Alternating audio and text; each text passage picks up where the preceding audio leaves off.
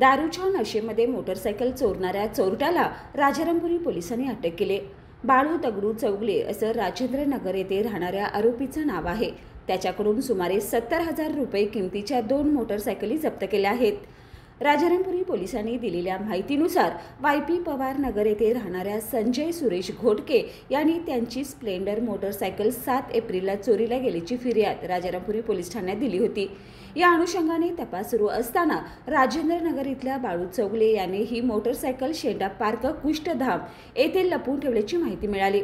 त्यानुसार मंगळवारी संशयित आरोपीला पोलिसांनी ताब्यात घेतलं।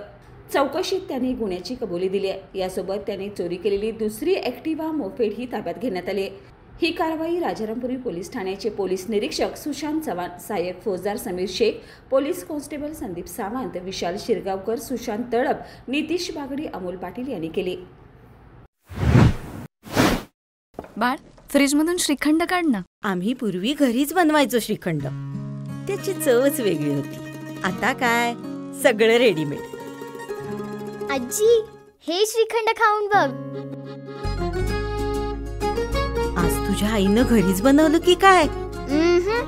हे आहे गोकुळचं श्रीखंड, अगदी जिभेवर रेंगाळणार। जिभेवरच नाही तर मनावरही रेंगाळणार। गोकुळ श्रीखंड, मनावर रेंगाळणार।